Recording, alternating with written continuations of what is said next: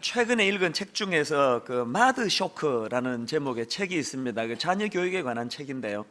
거기 보면은 한국 엄마하고 미국 엄마의 모성의 차이에 대한 실험이 있습니다.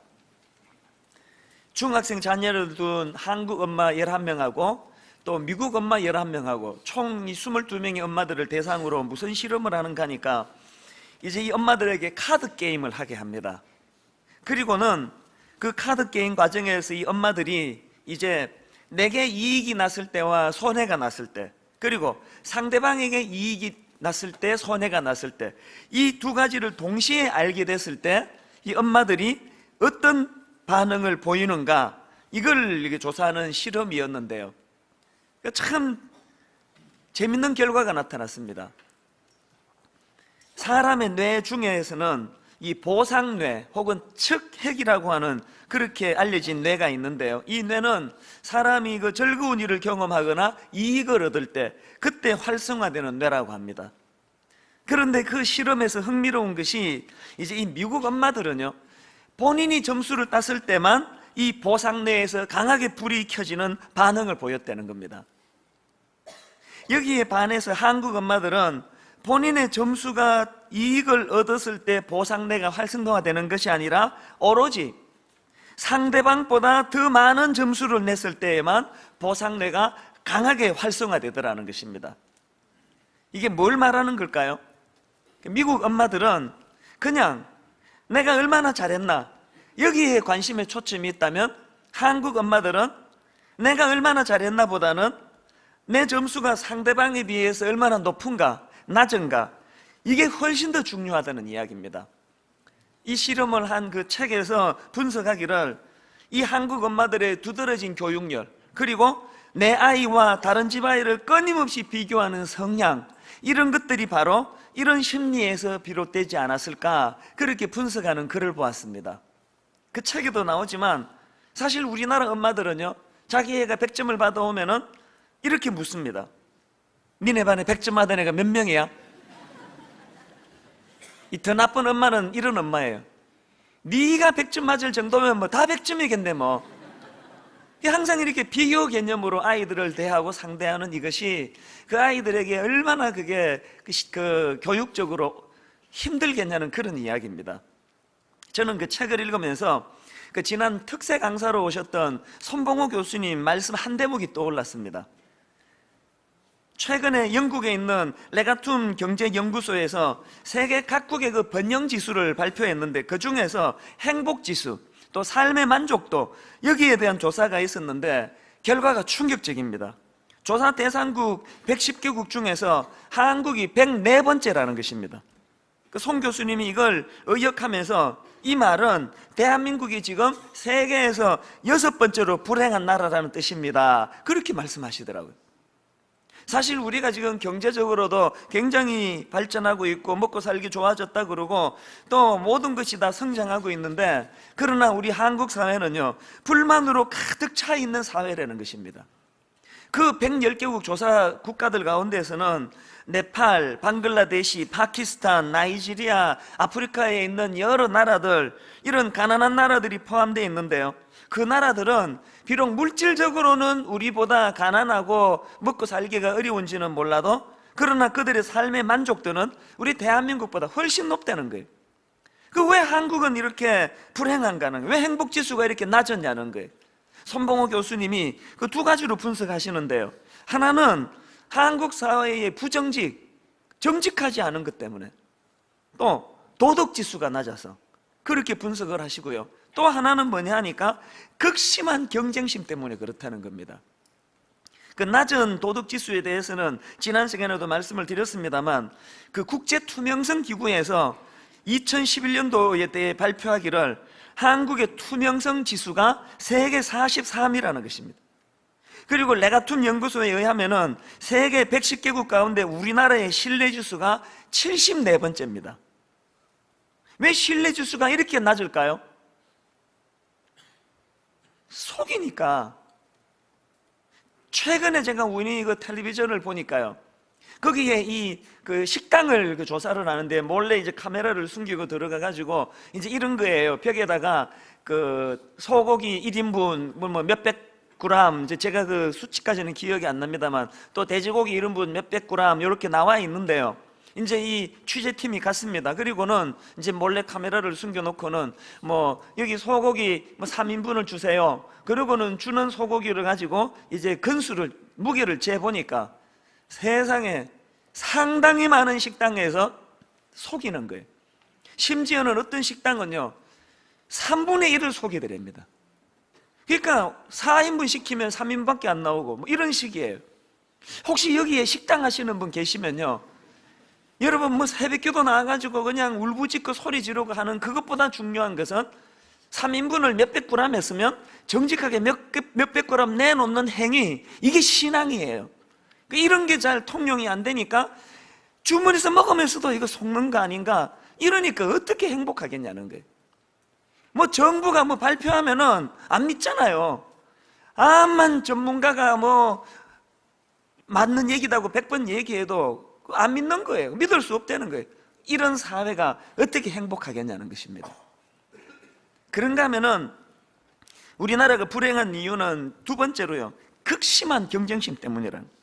앞에서도 말씀드렸습니다만 한국 엄마들이 가지고 있는 그 상대방에 대한 경쟁심으로 가득 찬 이런 자녀 교육으로는 우리 아이들을 불행으로 그렇게 이끌 수밖에 없는 구조라는 겁니다. 그 송 교수님 표현으로 뭐든지 경쟁하려고 달려들고 뭐든지 자기가 1등 해야만 직성이 풀리는 이런 사회 구조로는 1등 한 명 말고는 다 불행한 거 아니냐는 거예요. 그 1등들 행복하겠습니까? 언제 뺏길지 모르는 그런 불안한 구조 속에서 얼마나 불안하겠냐는 겁니다. 그 이런 맥락에서 보면은 참 이 한국 사회는 어른들이 애들한테 참 못할 짓 한다, 그런 생각을 합니다. 제가 청소년 사역할 때 그 고3 입시생 부서를 맡은 적이 있거든요. 얼마나 살벌합니까? 고3 아이들이 한 이맘때쯤 된 것 같아요. 그 첫 번째 중간고사를 앞두고 있는데요, 여학생 하나가 교회 와가지고 통곡을 하는 거예요. 저를 보더니 글쎄 뭐 제가 뭐 걔 보기에 뭐 친정 오빠 같은지, 친정이 아니고 사춘기니까 제가 뭐 그냥 삼촌 같은지 어쨌는지 저를 보자마자 울기 시작하는데 왜 그러냐 왜 그러냐 그러니까 막 엉엉 소리내서 막 우는 거예요. 그래서 무슨 일이냐 그랬더니 지금 중간고사를 코앞에 두고 있는데 어떤 애가 자기 노트를 훔쳐가 버렸다는 거예요. 이 기가 막힌 이야기예요. 이것도 기가 막히는데 더 기가 막힌 건요, 이런 일이 시험 앞두고 고3 교실에서 왕왕 일어나는 일이라는 거예요. 세상에, 제가 그 얘기를 들으면서요, 이러고도 우리 한국이 아직 망하지 않고 있다면요, 이건 전적인 하나님 은혜예요. 세상에 그 10대 아이들이 아직 세상에 그 쓴맛 뭐 단맛 보기도 전인 그 아이들이 벌써부터 이런 경쟁 구도에서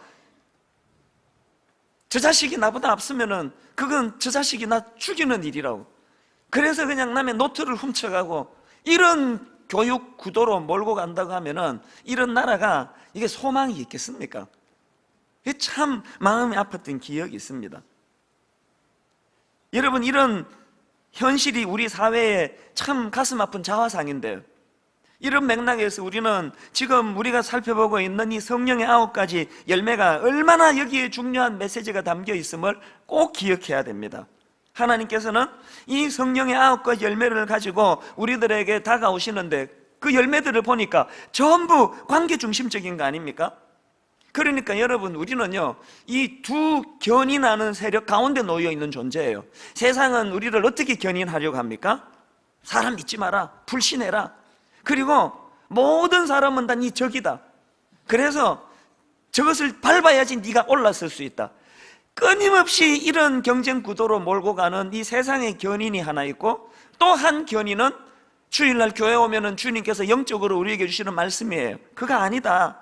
이웃과 더불어 함께 공존해야 된다, 함께 손잡고 나가야 된다, 사람을 불신하면 안 된다, 적으로 여기지 말라.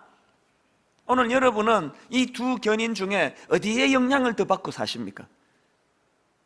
사실 제가 이 말씀을 준비하다가 문득 떠올랐던 게요, 개척 초기에 뭐 창립 멤버가 30몇 명밖에 안 되니까 뭐 오늘날 같은 이런 교회는 뭐 꿈도 꿀 수 없었죠. 그 뭐 제 코가 석자였는데요. 그때 제가 차를 몰고 가면서 참 절박하게 기도했던 게 하나 있었는데요. 차를 몰고 가다가 길을 걷다가 눈에 보이는 교회만 있으면은 기도하는 게 있었습니다. 하나님, 지금 저 교회가 뭐 무슨 교단인지, 뭐 교세가 얼마 되는지 하나도 모르지만 주님, 제가 분당 우리 교회 잘 되기를 위해 기도하는 것과 똑같은 마음으로 저 교회도 잘 되게 해 주옵소서. 저 교회에도 은혜 주시옵소서. 또 차 몰고 가다가 또 눈에 보이면은 또 그 교회 부르면서, 교회 이름 부르면서 기도했었습니다. 10년 지난 지금 생각하니까 그 기도 안 한 지가 뭐 언제부터 안 한지 생각도 안 날 정도에, 이제 내 교회가 이제는 뭐 그렇게 절박하게 부르짖지 않아도 될 만큼 사람들 모이고 뭐 그러다가 보니까 이제 무디어진 거예요. 그래서 저는 오늘 여러분에게 부탁합니다. 10주년을 맞은 이 즈음에 다시 한번 우리 교회가 그런 기도 운동이 일어났으면 좋겠습니다. 분당 우리 교회 하나가 잘 되도록 기도하는 이런 이기적인 기도가 아니라 어떤 교회라도 하나님 저 교회도 복받게 해주세요. 하나님 이 교회도 부흥시켜 주옵소서.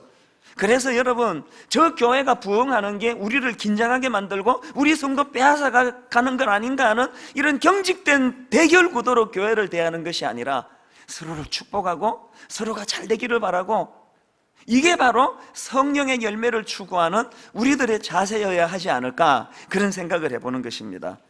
여러분, 오늘 이런 의미에서 이제 우리가 살펴볼 이 자비라는 열매와 또 양선이라는 열매, 이런 관점으로 바라봐야 되는데요. 자, 이제 먼저 살펴보려고 하는 것은 성령의 9가지 열매 중에 5번째 열매입니다. 이 자비에 대해서 살펴보려고 하는데요. 이 단어는 원어로 헬라어로 보면은 크레스토테스라는 단어예요. 원래 이 단어의 의미는 유용함, 또 적절함, 이런 뜻을 가지고 있는데, 고전 헬라 저술들을 보면은 이 크레스토테스라는 단어가 2가지 용례로 쓰이는데요. 물건과 함께 쓰여질 때는 탁월함, 이런 뜻으로 이 단어가 쓰여지고, 사람의 성품을 설명할 때 이 단어가 쓰여지면 선함, 또 순전함, 또 친절, 이런 의미로 사용이 된다는 겁니다. 그래서 이 구약의 히브리어를 헬라어로 번역한 70인경에 보면은 이 단어를 선함이라는 그런 단어로 그렇게 번역을 했습니다. 그래서 이제 이런 것들을 종합해 보면은 성령의 5번째 열매인 이 자비라는 것은 한마디로 말하면 친절한 성품, 혹은 다른 사람들에게 기꺼이 봉사하고자 하는 선한 마음, 이렇게 의역해서 설명을 할 수가 있습니다. 그런가 하면은 성령의 6번째로 나오는 6번째 성령의 열매가 양선인데요. 이 단어는 원어로 아가도수네라는 단어예요. 이 아가도수네라는 단어는 앞에 나오는 크레스토테스라는 단어보다 더 능동적인 의미를 가지고 있습니다. 직역하면 선한 행동, 이렇게 번역을 할 수가 있습니다. 다시 말해서 앞에 언급했던 이 자비라는 단어가 마음의 상태를 나타내는 단어라면, 그 다음 나오는 양선이라는 단어는 그 자비가 행동으로 표출되는 것을 설명하는 단어예요. 이런 맥락에서 본다면 이 자비와 양선은 한 묶음, 한 세트로 봐야 됩니다. 제가 왜 이 2 단어를 같이 들고 왔을까요? 양선이 빠진 자비도 곤란하고요, 반대로 자비가 없는 양선도 온전한 게 아니라는 것입니다. 그래서 이 부분을 좀 살펴볼까 하는데, 먼저 자비만 있고 양선이 없는 것, 다시 말해 양선이 빠진 자비가 가지는 문제점이 뭐냐? 그거는요, 마음에 선한 동기만 있고 행함으로 연결되지 못하면 머리만 커지는 그리스도인이 될 위험이 있다는 것입니다. 안철수 씨가 최근에 어느 강연회에서 이런 예화를 사용했습니다. 우리나라가 식민지로 있을 때 어떤 나라를 많이 걱정하는 사람이 있었다는 거예요. 그는 그 나라의 그 비참함을, 너무나 서글픈 마음을 가지고 있는데요, 그 당시는 시대적으로 그 독립에 대해 이야기하거나 또 독립군, 또 독립에 대한 움직임이 있으면 다 잡아가지고 그냥 고문하고, 또 심지어는 생체 실험 대상자로 삼고, 그런 살벌한 시대였잖아요. 이 사람이 그게 너무나 울분이 터지는 거예요. 그래서 이제 밤마다 방에 들어가가지고 이불을 뒤집어 쓰고 대한독립 만세를 외쳤다는 거예요. 그리고는 시간이 지나서 하나님 은혜로 우리나라가 이제 해방의 기쁨을 맛보지 않습니까? 이 사실이 너무 기뻐가지고 이 사람이요 막 관공서로 뛰어가가지고 뭘 주장했냐 하니까 자기도 매일 밤마다 방에서 이불을 뒤집어쓰고 대한독립 만세를 외쳤기 때문에 자기도 독립투사의 반열에 들어가야 된다고 주장했다는 거예요. 어떻게 됐을까요? 그 안철수 씨가 결론적으로 이런 말을 했습니다. 독립운동을 행동으로 옮기지 않고 이불 속에서 혼자 만세를 부르는 그것을 독립투사라 말할 수 없습니다. 그건 뭐 당연한 이야기 아닙니까? 그런데 여러분, 저는 그 이야기를 들으면서 이게 영적으로도 그대로 우리가 적용될 수 있는 이야기라는 겁니다. 오늘 본문을 가지고 말씀을 드린다면, 만약에 우리가 선행에 관한 마음의 동기인 자비만이 내 안에 있고 그 다음 양선이 그것을 행동으로 나타나지 않는다면 그건 이불에서 대한독립 만세를 외친 그 사람과 똑같다는 거예요. 입만 살아있는 무기력한 그리스도인, 이런 상태의 사람을 존 웨슬리는요 almost Christian, 우리말로 유사 그리스도인이라고 그렇게 표현했고요, 조나단 에드워즈는 이런 크리스찬을 노미널 크리스찬, 우리말로 명목상 그리스도인. 또 야고보서 2장 14절에 보면 이런 말씀이 있습니다. 내 형제들아, 만일 사람이 믿음이 있노라 하고 행함이 없으면 무슨 유익이 있으리요? 그 믿음이 능히 자기를 구원하겠느냐? 그 다음 17절, 이와 같이 행함이 없는 믿음은 그 자체가 죽은 것이라. 뭐 죽어서 지옥 간다 뜻이 아니고요, 입을 덮어쓰고 대한독립 만세 외치는 것처럼 무기력한 신앙이다, 그 이야기를 하고 싶은 거예요. 여러분 어떻습니까? 최근에 어떤 분이 저에게 그 이메일 한 통을 보내주시고 돈 1,000만 원을 보내줬어요. 이게 무슨 내용인가 보니까 이메일이 이런 요지예요. 목사님, 그 돈을 후학을 위해 쓰고 싶은데 목사님께서 꼭 필요한 곳에 사용해 주시기 바랍니다. 야, 이분 그 대단한 분 아닙니까?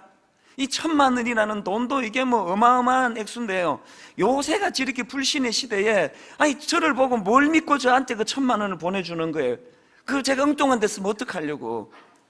그래서 제가 그 글을 읽으면서 이야, 이 저를 믿고 이 1,000만 원을 보내줬는데 이걸 어디다 쓰나? 우리 큰딸을 위해 써야 되겠다. 걔도 후학 아닙니까? 그래서 후학을 위해서 쓰라 그랬으니까 이 돈을 우리 큰딸 학비로 써야 되겠다, 그런 생각을 해본 적이 없고요. 참 고민이 되더라고요. 이렇게 믿고 맡겨주시는데 이거 어떻게 허튼 데 쓰겠나. 그래서 제가 그분에게 다시 메일로 주로 어떤 데 쓰면 좋겠습니까 질문도 하고 그렇게 고민하다가 불쑥 떠올랐던 그 생각이 뭐냐 하면은 분당 우리 교회 창립 10주년 기념 행사가 떠올랐습니다. 이제 3주 뒤면은 10주년이 되는데요, 우리가 그냥 10주년을 기념해서 우리끼리 떡 해먹고 잔치 보려고 우리끼리 잘 먹고 잘 사는 이런 행사가 되지 않으려고 이번에 큰 2가지 기념 사업을 하지 않습니까? 하나는 인도에다가 학교 지어주는 거. 그래서 우리 10주년의 열매로 인도는 지금요 학교 지으면 바로 찬대입니다. 워낙 학교가 모자라가지고. 그리고 또 하나는 지금 우리 교회가 에듀 투게더라고 경제적으로 어려워가지고 또 홀부모 자녀들 중에는 과외를 받을 수 없어요. 이래가지고는 경쟁이 되지를 않는 거예요. 그래서 우리 교회에 굉장히 그 분야에 실력 있는 영어 선생님, 수학 선생님들이 자원봉사로 그 아이들을 이제 과외를 시켜주는 그런 일을 하고 있는데, 전에는 뭐 그 기관과 이렇게 협의해서 거기서 이제 그 과외를 애들을 가르쳤는데 이제 장소가 여의치 않게 됐습니다. 그래서 여러분 그 멀리서 애들이, 그 어린 애들이 버스를 타고 지하철을 타고 교육관까지 오는 거예요. 그래서 저녁에 제가 퇴근하려고 가다가 몇 번 마주쳤는데 늘 미안해요. 마음이 쏘여요. 이 어린 애들을 갖다가. 그래서 이번에 우리 10주년 되는 5월 셋째 주일 날 한번 크게 헌금할 생각이에요. 그 헌금을 가지고 이제 그 에듀투게더 아이들 조그만한 캠퍼스라도, 뭐 캠퍼스라기보다는 건물 하나를 마련해줘서 거기서 마음껏 걔들이 공부도 하고 자습도 하고, 그래서 비록 내가 가난한 집에서 태어났지만 분당 우리 교회라는 좋은 실력 있는 선생님을 후원해주는 교회를 만나서 내가 이런 그리스도의 사랑으로 이제 실력을 가지고 대학 가게 됐다, 그런 애들이 배출되기를 저는 바랍니다. 그래서 헌금할 생각이거든요. 그래서 그 1,000만 원이 갑자기 무슨 생각이 들었냐면은, 아니 왜 인도에 학교를 하나만 지어야 돼? 이 큰 교회가? 그래서 제가 이분의 그 1,000만 원을 시드머니로 해가지고 이제 인도에다가 이제 이런 설교를 하고 나면은 또 이제 여러분 중에 막 여기저기서 1,000만 원 들고 저한테 오시면은 이제 그걸 가지고 인도에다가 학교를 2개를 세울지 3개를 세울지 4개를 세울지 그거는 이제 그때 봐가면서 할 건데요. 여러분 안심하고 맡겨주시면 절대 우리 큰딸 위해서는 안 쓰도록 하겠습니다. 이게 뭘 의미하겠냐고요. 바로 어제예요. 어떤 분이 이제 제가 그 전주인가 그 결혼 주례를 했는데 저한테 이제 그 부모님하고 당사자 신랑 신부가 인사를 하러 왔어요. 안 와도 된다 안 와도 된다 비 오는데 말로 올려 그러느냐 하니까 보니까 뭘 준비했어요. 이제 이야기를 다 나누고 일어서면서 그 신랑 신부가 좀 나가 있거라 그러시더니 봉투를 꺼내요. 그 분당 우리 교회는 주례비 안 받는 교회거든요. 아니 그 목사님 월급 안에 주례비 장례비 다 포함돼서 그 월급을 주는데 왜 따로 주례비를 받아야 되느냐는 거 아닙니까? 근데 봉투를 꺼내가지고 제가 우리 그거 안 받는다고 막 그러니까 목사님 그게 아니고 저 주려고 그런 게 아니에요. 그럴 때 제일 민망한 거 아시죠? 그게 아니고 목사님 몇 주 전에 그 이웃교회 작은 교회 그 목사님 사모님들 그 기도 모임에 꽃놀이 시켜주시는데 헌금 좀 하라 그러셨잖아요. 그래서 그 헌금을 가져왔다는 거예요. 그게 너무나 머쓱하게 받았는데요, 그분들이 다 가시고 보니까 100만 원이 들어있어요. 그 제가 어제 굉장히 영감을 얻었습니다. 이제 앞으로 주례비 받을 생각이에요. 지금까지 그냥 공짜로 주례하신 분들은 다 후불로 다 내주세요. 이제 주례비 좀 받을 거예요. 그 주례비를 받아가지고요 우리 교회의 장애인 복지관에 있는 장애우들과 연결시켜 줄 거예요. 그래서 이제 주례비를 뭐 얼마 내라 이렇게는 내가 안 하겠지만 주례비 주면은 그걸 가지고 우리 장애우 어려운 아이들 한 아이를 연결하든 2아이를 연결하든 그래서 결혼하는 그 첫 출발서부터 이런 장애우들을 섬기는 것으로 그 신혼부부가 그렇게 첫 출발을 하는 것이 얼마나 유익하겠냐는 거예요. 이게 뭘 의미하는 이야기예요? 우리가 입을 덮어 쓰고 대한독립 만세를 외쳤던 그런 어리석은 사람이 되지 말자는 거예요. 그래서 여러분 때때로 설교가 감동이 돼야 되고 은혜를 받아야 되지만 여러분 은혜 받으려고 설교 들으면 안 돼요. 결단하려고 설교 듣는 거예요. 하나님 앞에 내가 더 이상 입을 덮어 쓰고 뒤집어 쓰고 주의 영광 외치는 것이 아니라 내 안에 자비가 있으면 그것을 양선으로 연결시켜서 내가 선한 행위로 이것을 연결하도록 하겠다는 거예요. 저는 이렇게까지 제가 설교했는데 설마 인도에 하나만 학교 지을 만큼의 헌금이 안 나온다고 생각하지 않습니다. 그래서 이제 여러분 해외에 그 남의 가난한 나라지만 그곳을 위해서 학교도 지어주고 우리 교회 안에서 우리 이 한국 사회 안에서 경제적으로 어려운 아이들을 잘 도와주는 이런 일들이 병행하는 이런 축제 같은 10주년이 될 때에 우리 하나님이 기뻐 영광을 받으실 줄로 믿습니다. 지금 많은 우리 성도님들이 복지재단 같은 데서 재능 기부, 실력을 기부하고 시간을 기부하고 제가 한 번씩 그 장애인 복지관 참 너무 마음이 허무대요.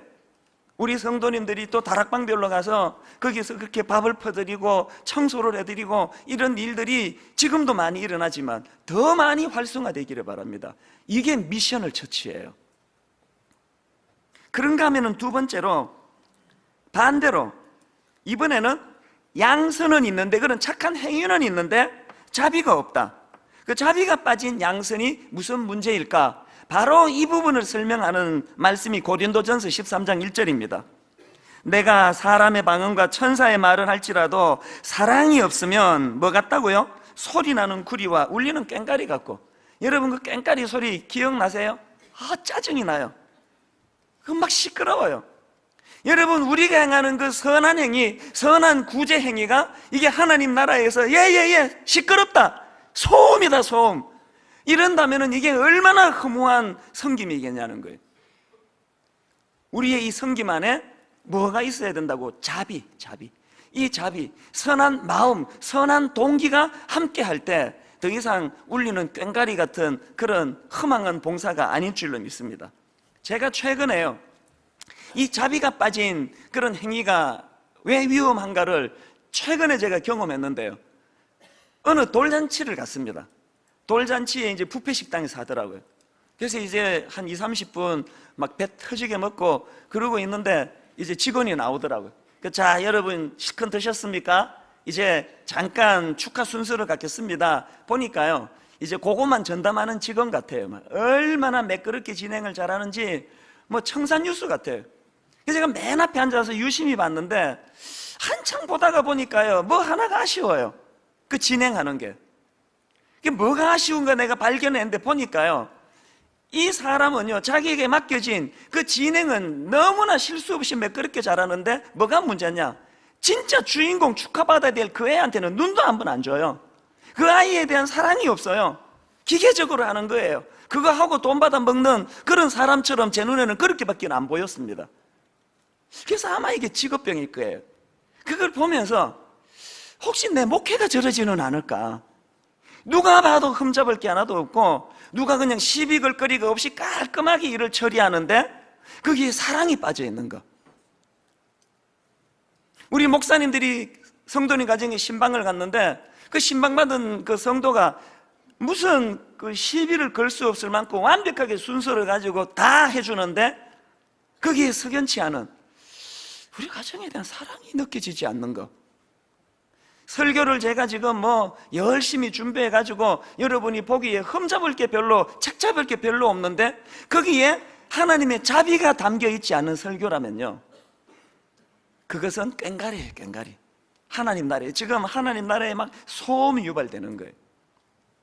그래서 제가 그 뷔페 식당에서 그 짧은 시간에 참 많은 생각을 했습니다.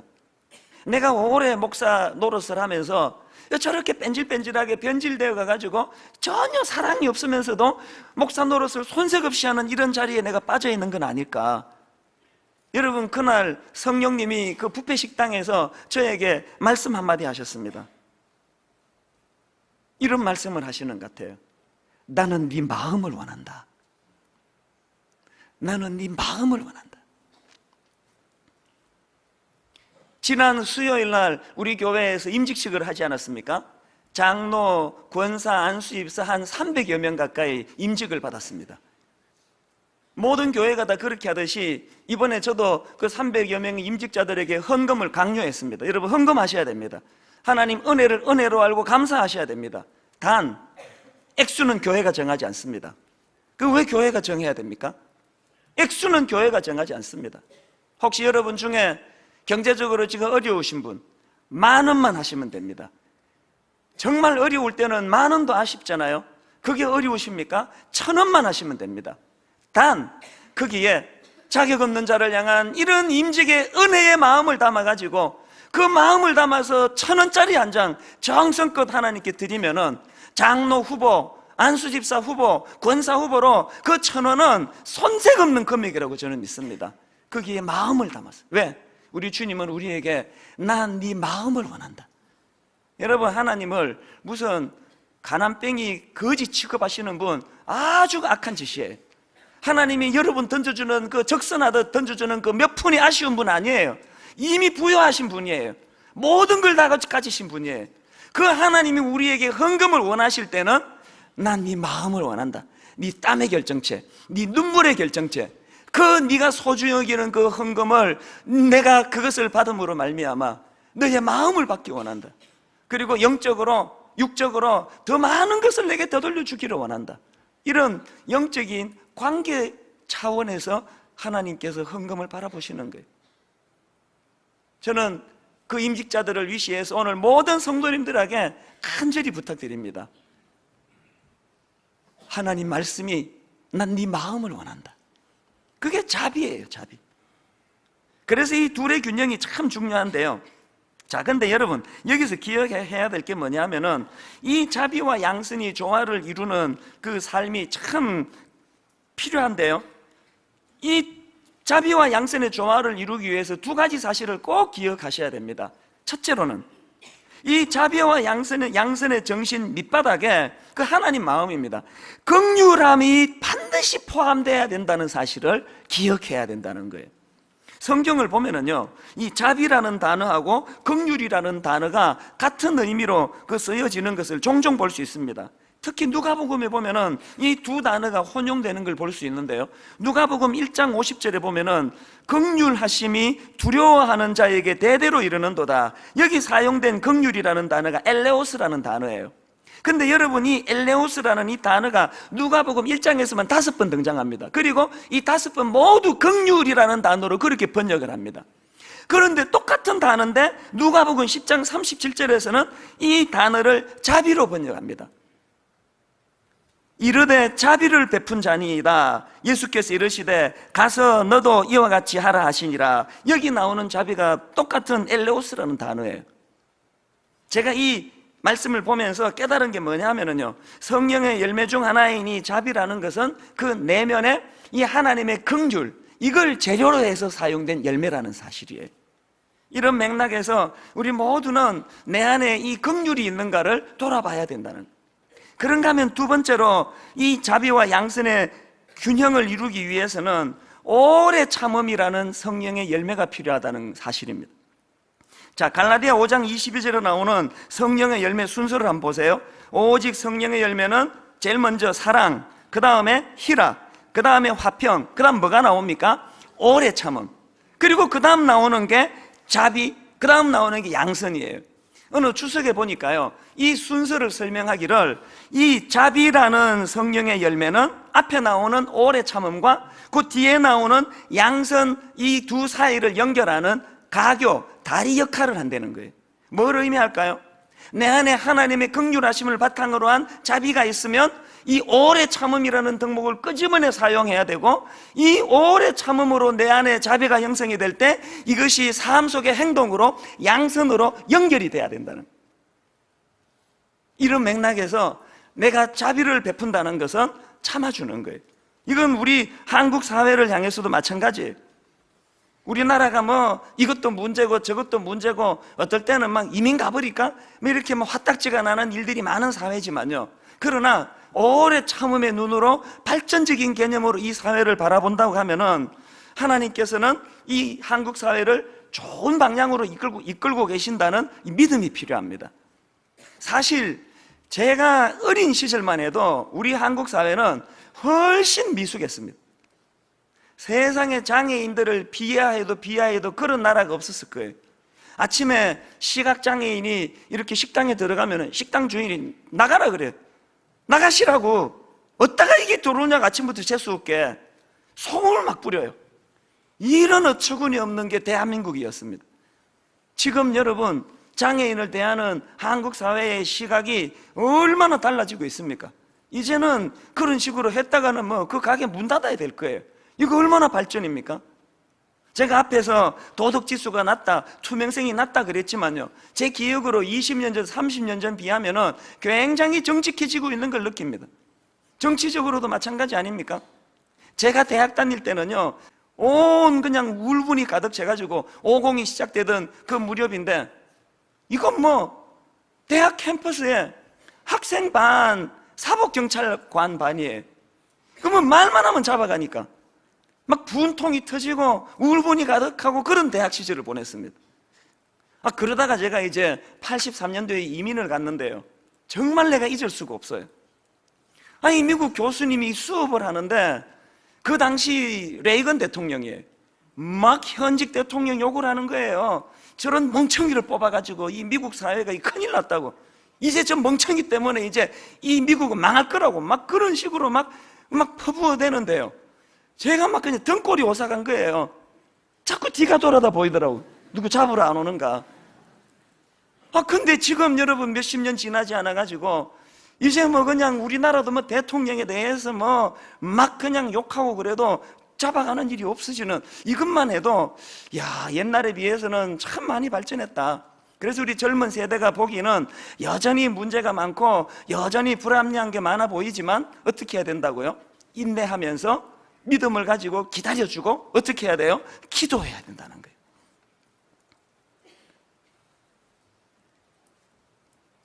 김용민 씨라는 분에 대해서도 마찬가지예요. 이분이 그 국회의원 선거 과정에서 그 막말 파동으로, 그러면 제가 들어봐도 여성 비하의 문제, 뭐 또 우리 노인들 비하의 문제, 뭐 교회에 대한 비하의 문제, 여러 가지 문제가 많아요. 선거가 딱 끝나고요, 자기 교회를 못 갔답니다. 제가 오늘 그래 보니까 자기 교회를 못 가고 이제 인터넷으로 이제 예배를 드리는데, 설교를 듣고 있는데 그래도 자기가 그 믿는 분이니까 그 설교를 듣지 않았겠냐고요. 그 설교에서 목사님이 갑자기 설교하다가 막 자기 욕을 하더래요. 상처를 받을 거 아니에요. 꺼버렸대요. 제가 그런 내용을 가만히 보면서 오늘날 교회가 그 사람을 어떻게 해야 옳은 것인가, 자꾸 사람들이 저보고 목사님 정치 얘기하지 마세요 그래요. 여러분 생각에 이게 정치 얘기 같습니까? 그분 말이 옳다 그르다를 내가 평가하면 그건 정치지만요, 오늘 제가 강조하고 싶은 건 뭐냐 하면은 그 사람이 그렇게 미숙해서 그런 막말을 했다고요. 어떻게 해야 돼요? 내쳐야 됩니까? 이제 마귀 자식이라고? 이제 교회도 얼씬하지 말라고? 그래서 교회에 적대감을 품고 칼을 갈도록 내버려 두는 게 과연 성경적일까요? 품어야 되지 않습니까? 물론 회개해야 될 거 회개해야 되고 잘못을 깨닫게 해야 되지만 그냥 독을 품고는 회개하라 그런다고 회개합니까? 오늘 우리 사회가 자비하심, 거기에는 하나님의 긍휼함, 하나님의 긍휼은 뭐가 필요하다고요? 오래 참음. 이런 식으로 자꾸 젊은 세대와 나이 든 세대가 골이 깊어지고 서로가 오해가 깊어지고 한다면은 누가 풀어야 됩니까? 강자가 풀어야 될 거 아닙니까? 그래도 기득권자가 풀어야 될 거 아닙니까? 그런 맥락에서 저는 목사로서 그분의 발언에 대해서 참 우려하는 게 많지만, 그럼에도 불구하고 왜 목사 아들로서 저렇게 교회의 원한을 품게 되었나? 제가 기존 교회 목사로서 혹시나 그 말 속에 그 막말하는 거 이런 거 다 걸러내고 내가 귀를 기울여야 될 내용은 없나? 그런데 관심을 가져주고 또 그런 사람조차도 교회 안으로 끌어들이고 품어주고 사랑으로 용납해주고, 그래서 회개에 이르도록 마음을 열게 하는 게 그게 교회 아닐까요? 오늘 교회가 이런 식으로 자꾸 대결 구도로 나간다면은, 그래서 제가 지난주에요, 그 트위터에 어떤 분이 올린 글 하나가 참 내 마음을 움직였습니다. 이런 글을 올렸습니다. 어둠의 핵심적인 힘은 미움이다. 명언이에요. 한국교회 타락했다, 무능하다, 목사들 돈 밝힌다, 여자 밝힌다, 별의별 타락이 다 나오지만 교회의 가장 위험한 타락은 미움이 존재하고 있는 거예요. 그래서 어떻게 해야 됩니까? 제가 이런 부담스러운 설교를 자꾸 하니까 이제 많은 분들이 힘드시나 봐요. 목사님은 사실 지킵니까? 설교하는 대로 그런 글이 올라와요. 여러분, 이 자리는요, 제가 지키는 자리까지만 설교하는 자리가 아니에요. 이 자리는 정답을 말하는 자리예요. 저도 지키려고 노력하고 있습니다. 또 여러분도 각자의 믿음의 분량 따라 가랭이가 찢어질 것 같으면 못하는 거죠. 어떻게 해요? 그러나 저는 정답을 말씀드릴 수밖에 없는 거예요. 그리고 그 정답을 말씀드린과 동시에 이 세상에 정오와 분노를 심어주는 악한 세력이 우리에게 미움을 가지고 공격한다 할 때 우리는 성령의 열매를 가지고 방어할 수 있고, 무엇보다 중요한 것, 우리가 성령님을 의지하면 내 안에 그런 넓은 마음이 점점 확장된다는 이야기예요. 그리고 더 중요한 것, 그렇게 진정으로 내가 용서하고 품고 사랑하게 될 때 겉으로는 내가 손해보는 것 같지만 내 안에 성령님 주시는 진정한 기쁨이 용솟음 친다는 것을 경험하는 게 신앙생활이라는 거예요. 이 지키든 말든 그건 여러분이 할 일이에요. 저는 외칠 수밖에 없는 거예요. 무엇을요? 끊임없이 용서하자고, 끊임없이 인내하자고, 끊임없이 기다려주자고. 만약에 제가요 이렇게 참아내야 된다, 오래 참아야 된다는 것을 무슨 기득권을 보호하는 차원에서 하는 설교라면 저는 타락한 인간이에요. 이건 기득권을 말하는 것도 아니고 약자를 말하는 것도 아니에요. 여러분 각자가 여러분 입장에서 받아들이시면 돼요. 여기 강자 계세요? 사장님 계세요? 약자에 대해서 더 너그러워지세요. 여기 약한 분 계세요? 강자에 대해서 기도하면서 그가 변화되기를 바라되 미움을 가지고 접근하지 마시라는 거예요. 결론을 맺으려고 합니다. 로마서 15장 1절 2절이요. 믿음이 강한 우리는 마땅히 믿음이 약한 자의 약점을 담당하고 자기를 기쁘게 하지 아니할 것이라. 우리 각 사람이 이웃을 기쁘게 하되 선을 이루고 덕을 세우도록 할지니라.